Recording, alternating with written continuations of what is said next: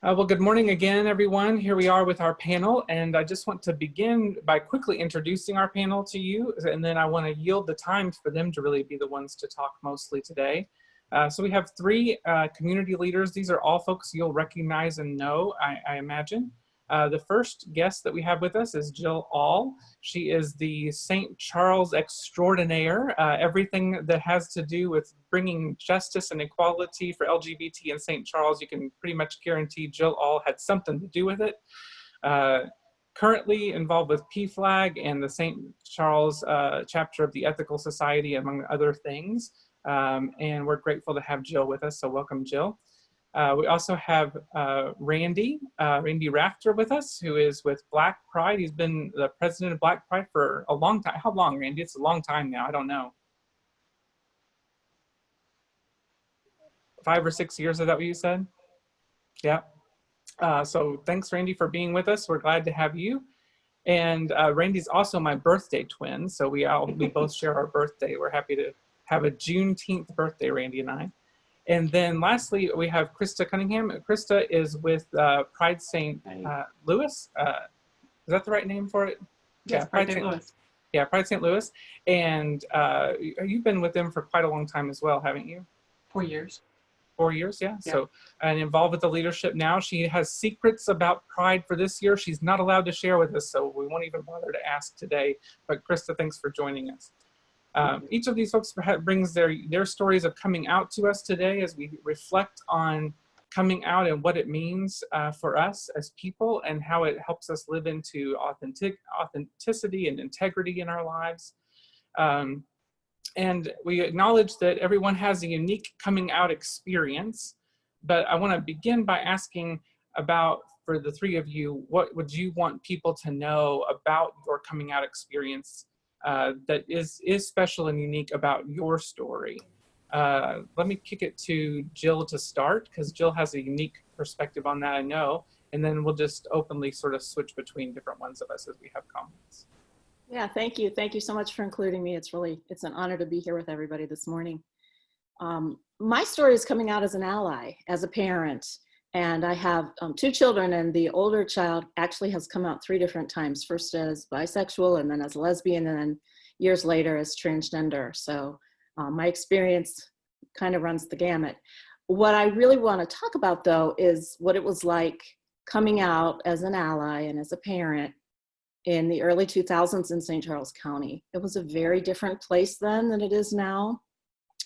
And at the time I was a public school teacher in a neighborhood school very close to where I live. So it's a very tight-knit, close community. And when my child came out and I learned about PFLAG, a parent support group, and that we didn't have one in our county, I set about and started a chapter here. And I was really nervous about how that would be received. I was nervous about perhaps losing my job. I was really nervous about what the ramifications would be on my child, who at the time was still in high school. And I'm really happy to say that as it turned out, everything was overwhelmingly positive. I did want to just quickly share a cool story. When I decided to start the St. Charles PFLAG chapter, I went to my local library branch to see if we could reserve the meeting room there for our first meeting, and I had to fill out an application and then hand it back to the librarian, and I held my breath. I was really worried, fully expecting her to take a glance at it and tell me, sorry, but groups like yours can't meet here. Instead, she looked at it and smiled and said, well, I'm going to come to your first meeting because my son is gay, which I have chills just recalling that. That was back in 2005. Turns out her mother was a reporter for the Post-Dispatch, and she said, if you'd like, I can have my mom do a story about this, and that'll help get the word out. And, you know, again, I was really hesitant to go for that. But on the other hand, I wanted everybody to know, you know, if there were folks that we could reach in the area, I really wanted them to find out. So I agreed. The reporter and a photographer came to our home a couple of weeks later and did an interview with me and my spouse and our child. And then, since it was a lovely October day, the photographer wanted to go outside on the deck and take a picture of the family. So while the photographer set things up, my kid disappeared upstairs. At the time, that child was presenting as a lesbian and had long hair and wore jewelry and makeup and more typically feminine clothing. But when it was time to take the picture a few minutes later, they appeared with a completely shaved head, more masculine shirt, took off all makeup, all jewelry, and just showed up out on the deck for this family photo.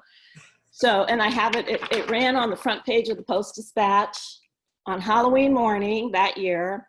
So you can see that picture, that child in the middle, 5 minutes previous, didn't look anything like that in the picture.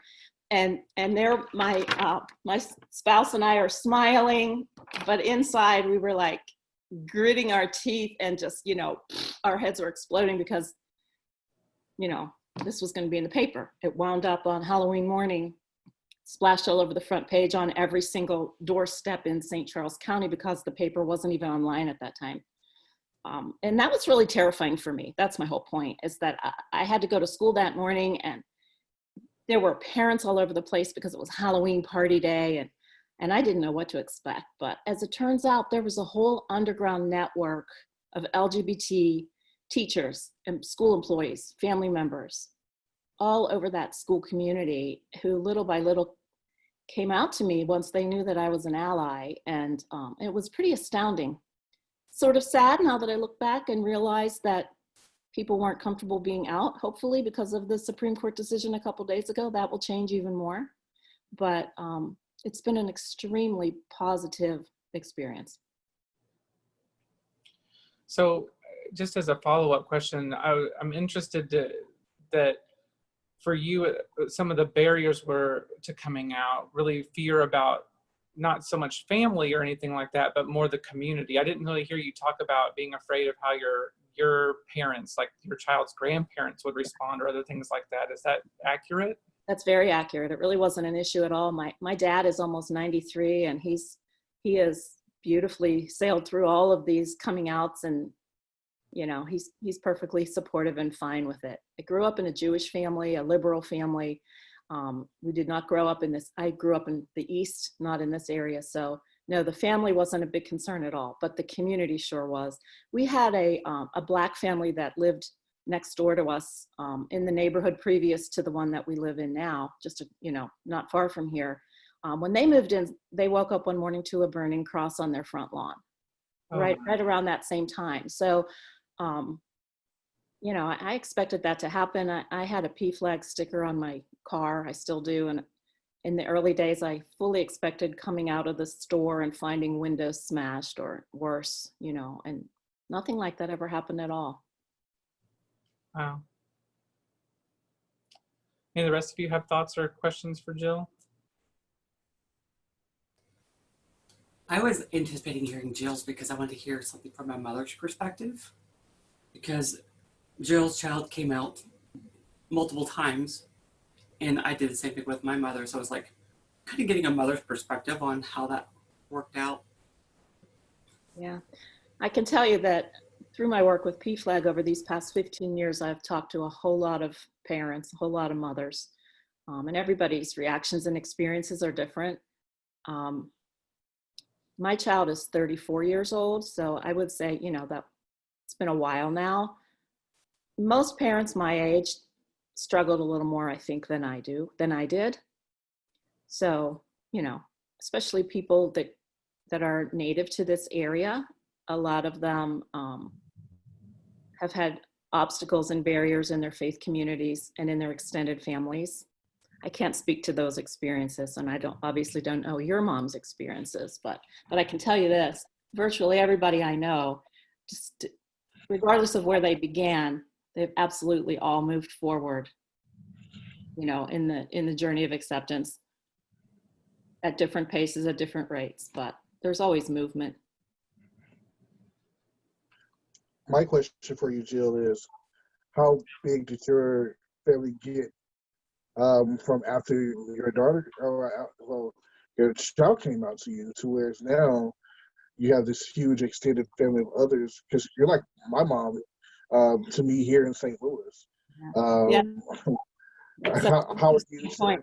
Yeah, that's such an interesting question, because we look back now and say, what on earth did we ever do with our time with our, energy. What did we care about back then? Because we can't hardly even remember. This experience of having your child come to you and saying, I'm queer, in tears and all worried, and at the time seemed like a negative thing, or at least a foreign, strange thing. But now as I look back, every person that means so much to me, every friend, every acquaintance, everything I spend my time on, everything we spend money on seems to be connected back to that in some way. There've been these ripples of amazing positivity. The people that I've met, are the people that mean the most to me, aside from closest family. And they can all be traced back to that momentous coming out event. Yeah, including every one of you and lots of people in your audience. Well, Christa, there is a natural connection. I am kind of curious about what was resonating with you, because you do have that similar experience of coming out more than once. Do you want to share sort of maybe how that your story is similar but also unique? Yeah.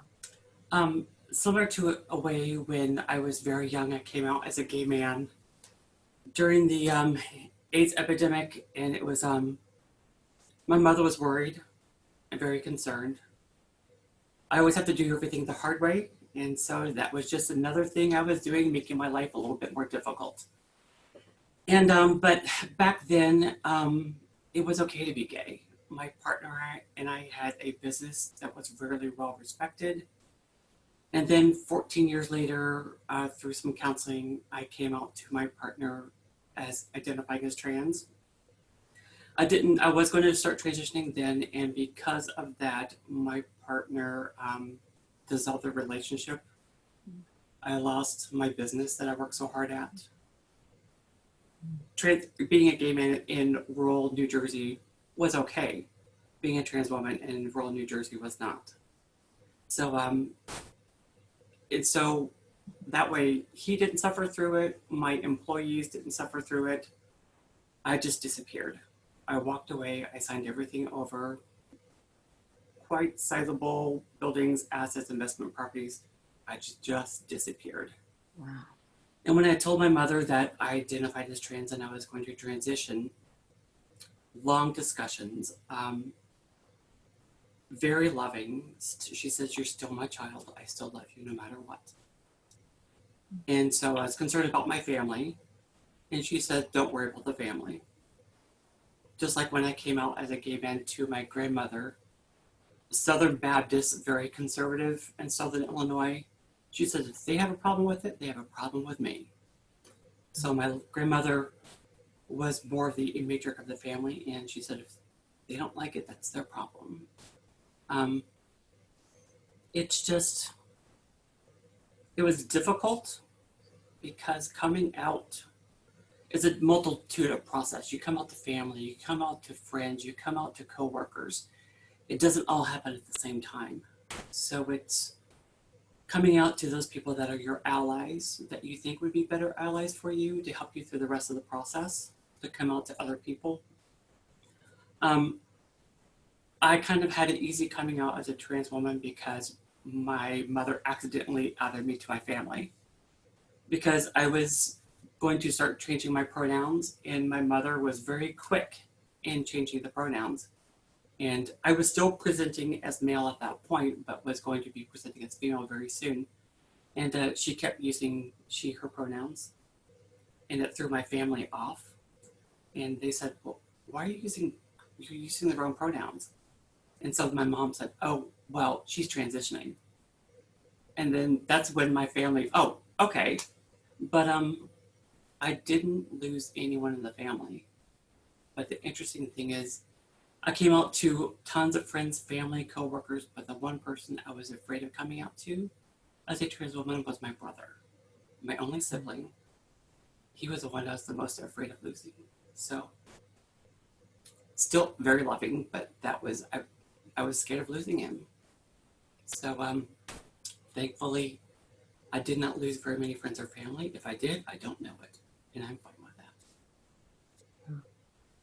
I had no idea that you had lost so much in the process. I've not really heard much of your story before, Krista.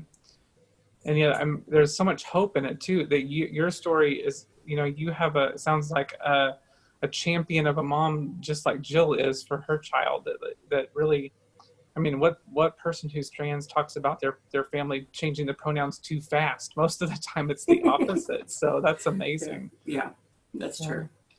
How old were you when you went through that experience of kind of losing everything, including your relationship and all of that? Because that had to have been super traumatic. That was when I was 35. Oh, wow. Okay. But I did not transition or started to even socially transition until I was 45. Oh, so there was a length of time in there in between. Yeah, I was in a state of flux. I was at peace with myself, but I also kept myself busy so I didn't have to think about it. Yeah. I was going to ask you that, like kind of what was happening inside your heart and your soul. Yeah. Turmoil. As soon as I did come out as a trans woman, I was a totally different person. People could just see it. So it's just always that angst, the internal dialogue that you have with yourself, because even just then working for a conservative financial institution, and I was in the community doing a lot of financial literacy teaching with local nonprofits and other financial institutions. I was out in public 24/7. And for me to navigate that job and transitioning, it took a lot. I was afraid that the company that I worked for would fire me. They didn't eventually, but they did.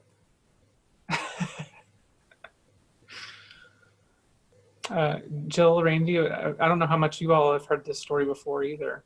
No, and I just want to comment really that to give up what you gave up and walk away and sacrifice and work so hard and make, navigate your way through so much difficulty just really speaks volumes to that age-old question about, if gender identity or sexual orientation are a choice. And that's something that I hear all the time in our PFLAG meetings and, and see on social media platforms all the time. And it's just, that really evidences how real this is and how a person will go through anything to live their authentic life. And so I just laud you and admire you so much, and just so happy to know you and bask in the success that you have now. And I'm excited to see what the future is going to hold for you, Krista. Your story is just amazing, really. Thank you. The interesting thing is, of telling friends and family that I was coming out as a trans woman, they went, "Oh, that makes perfect sense." They did not question it at all whatsoever. Wow. So even my ex-partner, when I came out, I said, "That all makes perfect sense." So it's just being at peace with yourself and being your authentic person. Yep. Yeah. Well, and to even hear you talk about how much it changed when you really were able to complete that process, how much you became a different person because you were finally all aligned, spiritually, physically, emotionally, psychologically. I mean, just all those different parts of ourselves, so they all lined up. And wow, how freeing that must have been. It's still not easy. Don't get me wrong. There are still challenges every day. Yeah. Yeah, Krista, I've heard the story before, and I was like, wow. When you told me this, first off, Krista's also underestimated how big this company was. This is a multi-million-dollar company that she was running, and to lose all that and still show strength and restarting and rebuilding it's first off, to me, it's inspirational. Because I understand that struggle, but you're able to still live your truth and to and continue to move forward. And sometimes we have to remember, and this is one of my spiritual things. Sometimes He takes it all away from you in order for you to build up to take out all the impurities to make sure that you're pure. And I saw, and when I hear your story and how beautiful, strong, independent of a person you are, and how in reality a lot of it's just so pure, and it's just like this is you really living your truth, and I see it in you. I see it listen in you. So when when I hear the story again, it's like wow. And also, um, can you go into more detail? Because I see how you and your brother react to each other, and how you guys literally pick on each other all the time. I wish my relationship was a little bit more like you guys. So can you go into a little bit more detail about you and your brother? But let's see. My brother and I are almost 7 years apart. So when he was born, that child was my baby. I basically raised him. Um, this is the thing that he and I always say about each other. We are exactly alike, but polar opposites. But the thing is, my brother and I are just really, really close. He was my playmate growing up, and the thing is, he had to mourn the process of losing his brother. Mm. And there were things that I used to do with him that I couldn't even conceive of doing anymore. I just couldn't. But we like cars. We work on our cars a lot together. So we would go to the local pick and pull place, and I would be lugging around the toolbox I used to carry easily before. Now I have to carry carry it with two hands or use a wagon to carry it. And my brother realized then, because when we were working on cars, I was working on one car, taking parts off. He was working on a different car. And he was hearing guys coming up and approaching me, hitting on me, asking me for a date. And not quite the safe place to be doing that because there's really no one around. And that's when my brother realized that always being the older one, I always had to protect him. And now it was his job to protect me. So he fell into that role pretty darn quick. So my relationship with my brother, he still misses a lot of things that he had with his brother. Mm. But he's come out to the gay bars with us, had a good time. Yeah, it's different, but we still are very loving towards each other. Yeah. I'm very fortunate in that regards. I was expecting to lose everyone. And when you have that expectation when you're coming out and you don't, it's a win-win. Yeah. Well, and what a gift for your brother too, to be able to flip roles like that, to go from being the little brother to the big brother in some ways of taking care of you. Like that has to feel good too. Yeah. Even though there are things that are missed, that's part of life. That I think COVID's teaching us that, right? That as life changes and some things are lost, new things are found. Yep. All of you have talked about this a little bit, but just what things are important for you. Randy, what was important for you along your way in your coming out story? Share with us a little bit about your story, and then we'll just talk amongst all three of us.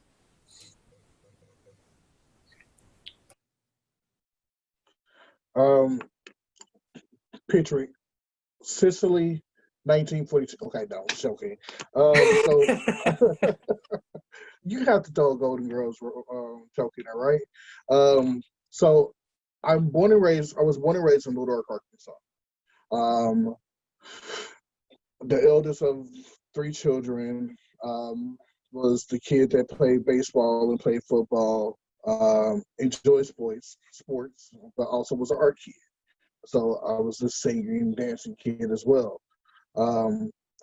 It's different growing up in the South than most other places, and especially instead of me actually coming out, I was outed.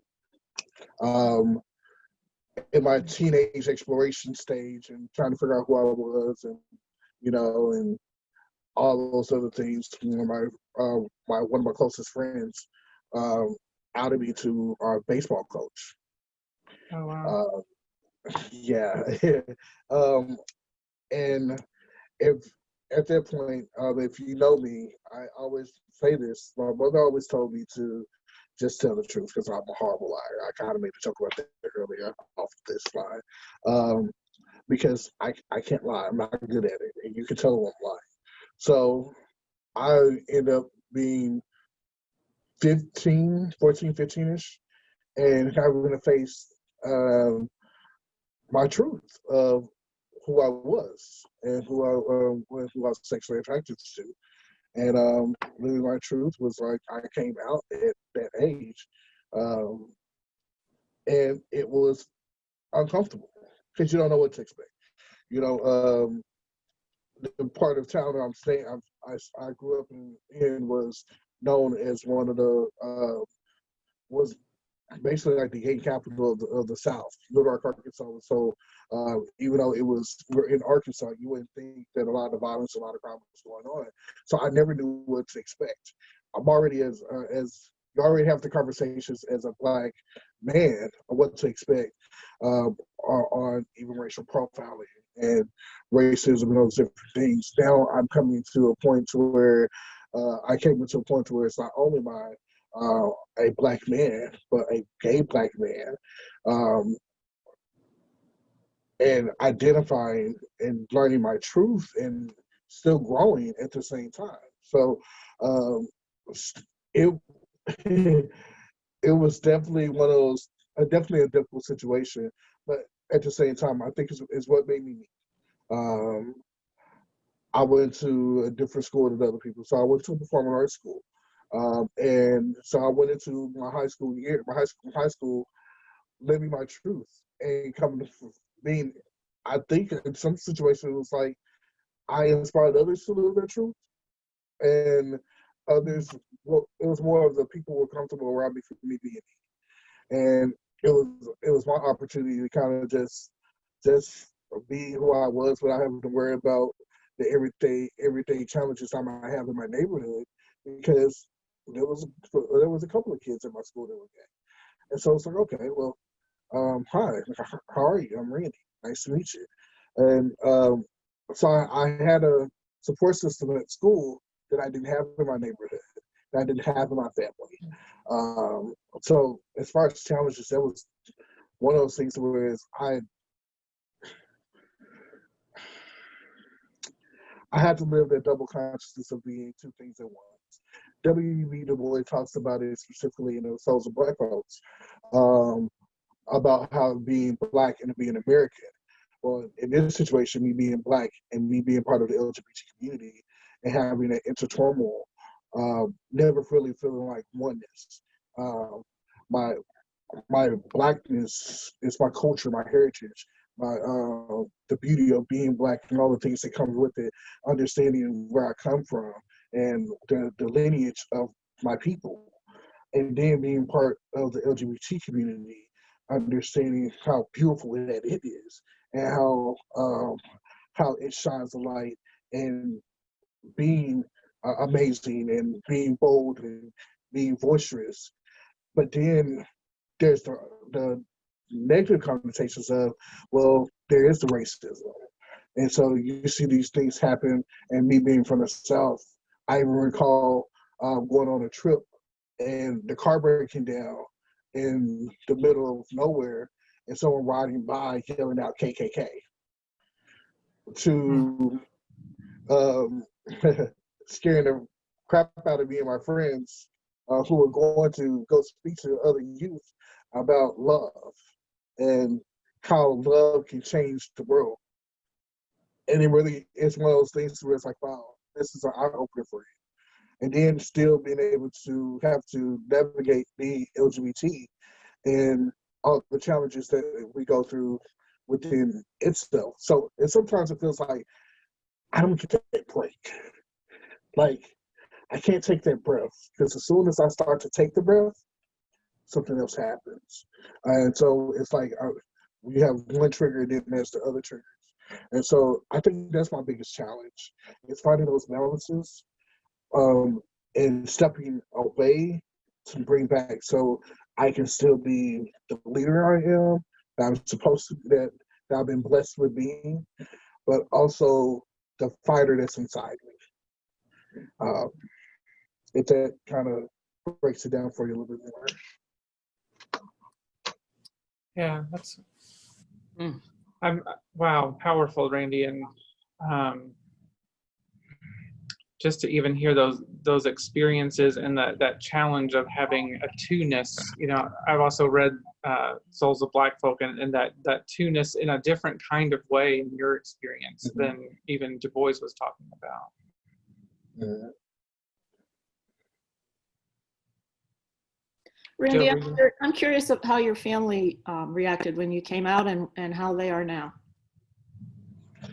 So my brothers and sisters had no problem. I'm still big brother. I'm still brother. I'm 4 years older than my youngest, my little brother, and 6 years older than my little sister. And like Christa, I raised my little sister. My parents didn't have to discipline her. That was my role. If she was on punishment, it's because I put her on punishment, not because my parents. They kind of got to be a little relaxed with that. My parents were a little distant. I was still a child, and my mother was, well, we talked every Sunday for about an hour about what's going on and what's happening, because that's my mother's time. So after church, she'll give me a call, and that's what we do every Sunday. The conversations that we don't have is about my relationships or about my love life. We've had one conversation before that she asked me, I asked her, well, Mom, would you come to my wedding if I was to get married? And she said no.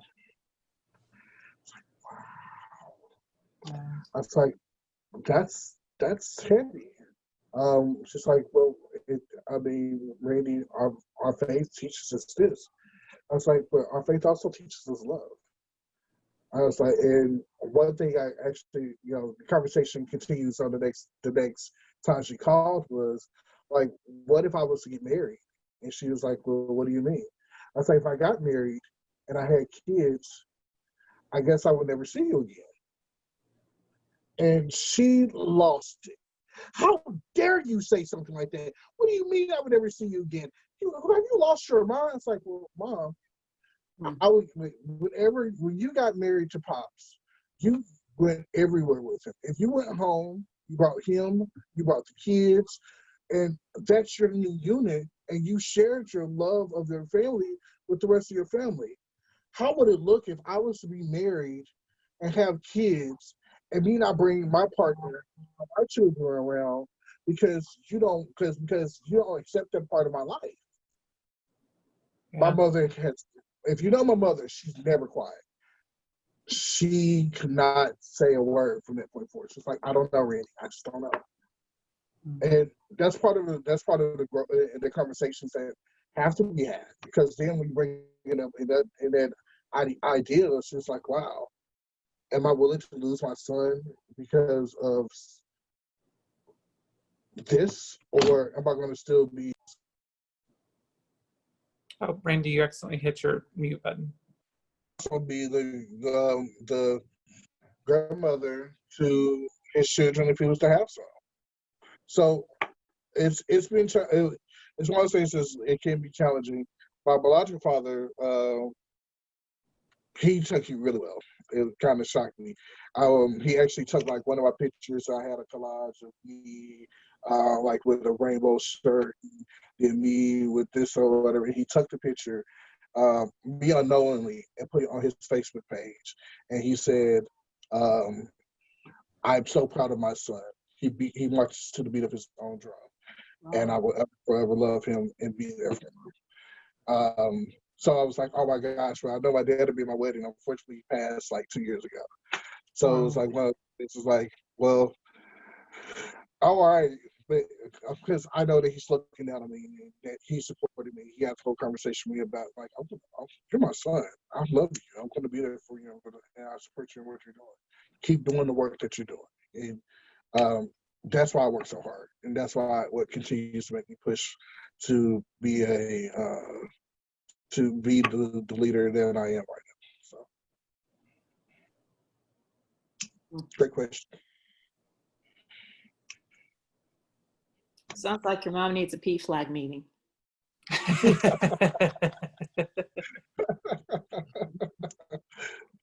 Definitely.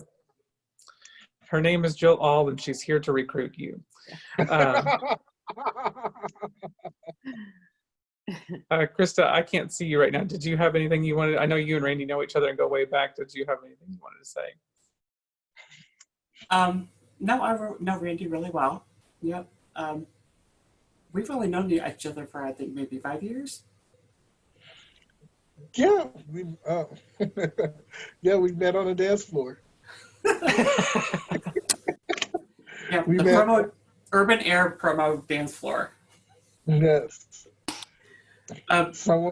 Randy and I have a lot of conversations, and we've grown really close to one another, and we can confide in each other. There's things that I confided in Randy that I haven't even confided to even my best friend. So, but don't tell her I said that. I'm curious for all of you what this question. We've been talking a lot in our church over the last month now or so about Black Lives Matter again. You know, it's sort of come back to the surface as the primary issue. Our church really struggled with Black Lives Matter 4 or 5 years ago with Michael Brown's shooting and death, and has really now come to a place of recognizing that we need to be very active around standing up for the justice and the equality of all people, and especially of African Americans. And I'm curious what you see how you see the intersections of pride and Black Lives Matter, of coming out and Black Lives Matter. Where are those intersections? Where is there perhaps some racism within the LGBT community that's causing some breaks in those intersections? What are your thoughts on that? Well, I can tell you, out here in St. Charles County, I see a lot of positivity. We've had some amazing protest marches in the last few weeks. The most notable one that I'm thinking of was arranged by a high school senior, recently graduated African American student from the Fort Zumwalt School District. There was another one last night that was organized by the teachers in the Francis House School District. That's the district from which I retired. And there were many speakers of people of color talking about this very thing. I know our PFLAG chapter has sponsored for the last 3 years a Transgender Day of Remembrance event in November that really highlights and focuses on memorializing trans women of color, you know, who've been murdered, and people show up in St. Charles, and it's really heartwarming. We have the support of Democrat and Republican city mayors alike, and other lawmakers and leaders in our community out here. So there's no question that we have an awful lot of work to do, but I see an awful lot of forward progress, even in this county that used to be reputed as more rural, more redneck, more conservative. I don't think any of those things really apply anymore.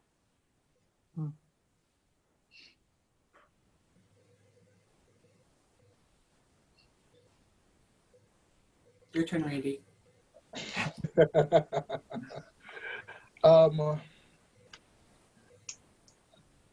Unfortunately, racism exists within the LGBTQIA community. It's one of those things that we have to speak out and speak about, and state. I mean, there's even questions, and sometimes I get the question of, well, why do we need a Black Pride? I was like, well, there's several reasons why we need a Black Pride. And for you to ask a question, it shows that there's a reason why. But even in that, you'll hear the things. I remember when we had Black Pride weekend, we had our festival in the Grove one year. And we heard some very racial things coming from the bars in the Grove.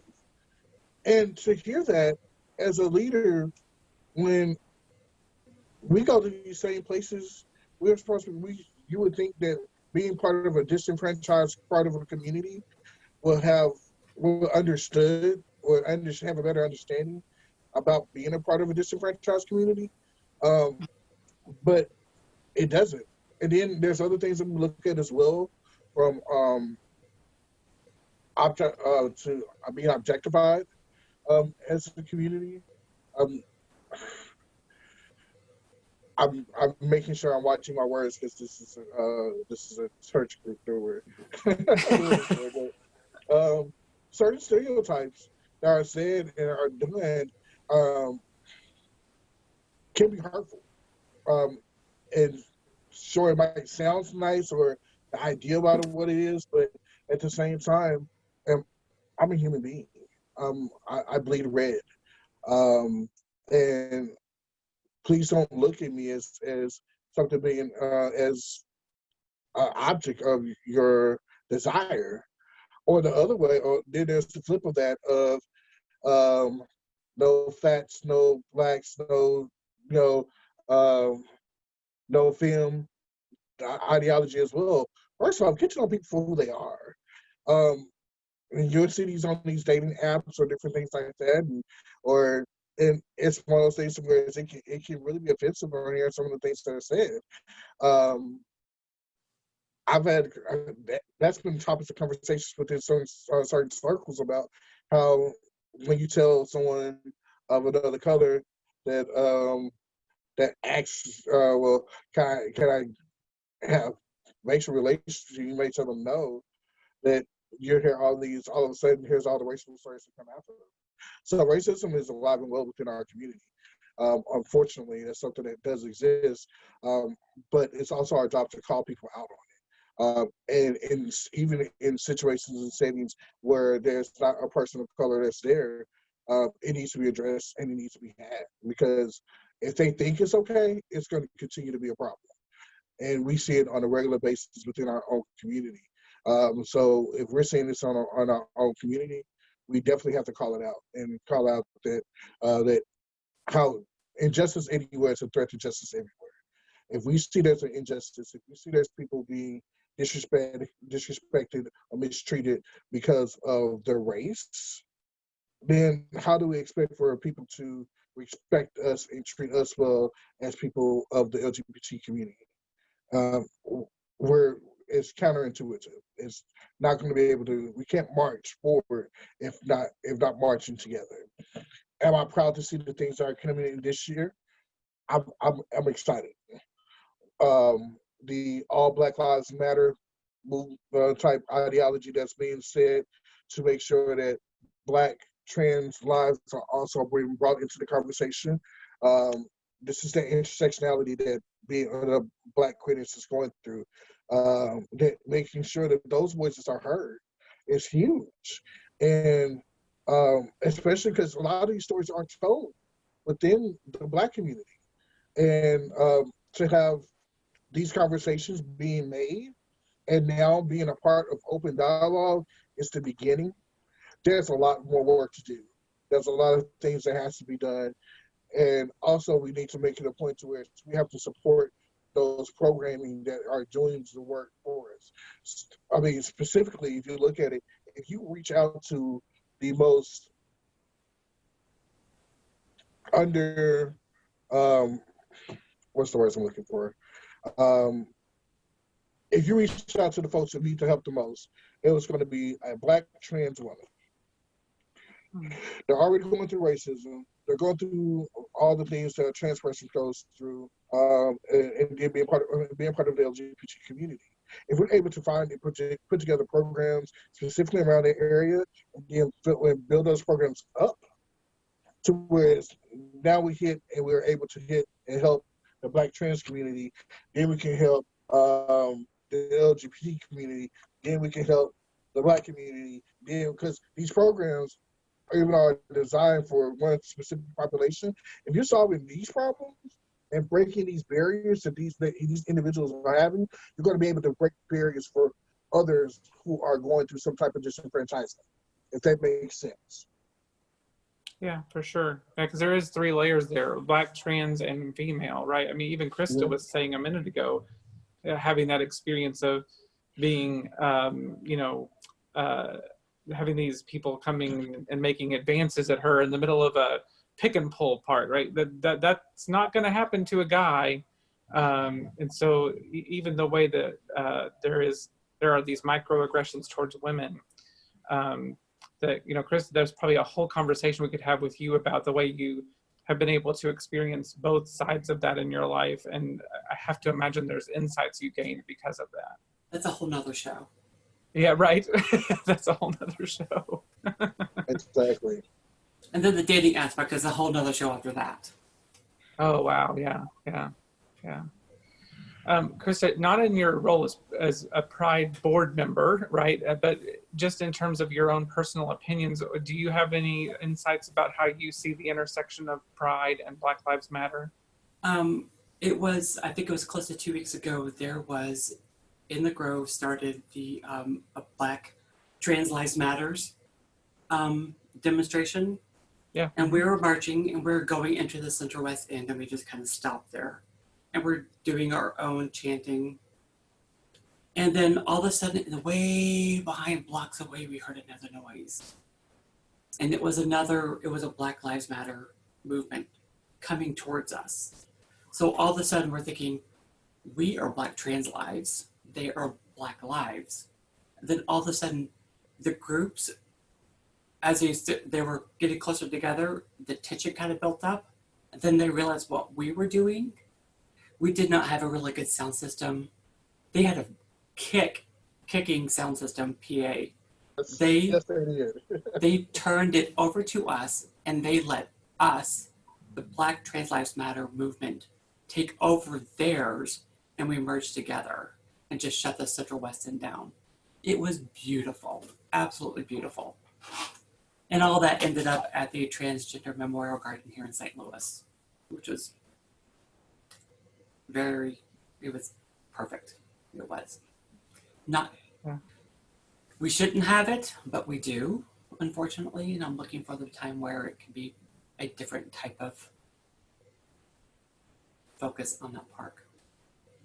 Oh yeah, the garden, that it can be transformed into something new. Yeah. It's something beautiful already. It really is. So Yeah. it's but I just hope we don't have to use it for what it was meant to be originally. Yeah. I really hate this because we're having great conversation, but we're running out of time, and I want to respect your all's time. I think the last thing I want to ask you all, because our focus really has been on coming out, is how would you look at coming out through a more holistic lens, that coming out is more than just a one-time event? How do you see coming out as something bigger than just the moment that I told my parents or told other people who I was? How is coming out a deeper way of life, an ethic, a spiritual practice? How can you see coming out as a bigger part of who you are now? Wow. The more times I came out to other people, the easier it got. The more I was empowered. To be honest with you, in a perfect world, we really wouldn't have to come out. But every time I did, it just got easier and easier. Yes, I did do a lot of counseling before all that, and I was able to take that. But and it's also using yourself as an example or as a witness to your own being and how truthful and honest you are. That people that would never have accepted someone as a trans person, but they knew me before. And they said, because I know you know how you are, I accept that, but not with anybody else, which was weird. But it sometimes you get to see people's true colors when you come out. You really do. But it's knowing that you have a community behind you to support you, and that you have that. It's very important to have that community as a support for coming out, and having those mentors as well. Yeah, we literally had a sermon a couple of weeks ago that was about the way in which community is a central part of what it means to have pride, to come out, to do any of this, it requires community. Jill, what are you thinking about ways that coming out is a bigger thing, you know, in terms of a life ethic and stuff? I'm thinking about youth, and you know, when the more people come out, the less traumatic coming out has to be, and for other parents as well, to see these possibility models all around, people that, you know, share their stories and come out younger and younger and younger, it becomes less and less of a huge issue for a lot of people. So that's what it means to me. If everybody came out, we wouldn't even need to have these conversations, because, you know, we all know that there are people in every person's family, in every person's circle of friendship, every community, every workplace, every faith community that are part of the LGBTQIA community. And, you know, if folks would just all come out, I think that so much of the hate would just kind of dissipate and go away. Yeah. Randy, lay down some truth. You got the last word. It allows us to be the change that we needed when we were younger. I wish I had the gay uncle or the gay cousin that was older than me that could help me navigate through some of the things that I needed as a teenager going into adulthood as a Black gay man. And now I'm able to not only live my truth and speak my truth, and it's easier for me to do it, but now I'm becoming a role model or the gay uncle to a lot of youth, a lot of young people who are nowhere near my bloodline, but I can still be supportive of and to be there for. So now it's my turn to pass to be what I needed when I was young. And so that's why coming out is important. The visibility around it, the opportunity for people to see that you can be who you are and to live your truth to that aspect. Absolutely. Well, even though you can't hear them, know that people all around the St. Louis region are clapping for you and are thanking you today for, first of all, just being you and for all that you do for our community. Every one of you is a tremendous leader and has gifted our whole city and the region with the things that you have done and continue to do. So thank you for that. But thank you especially for today, for taking time to be with us and to be vulnerable and share your stories and your experiences with us.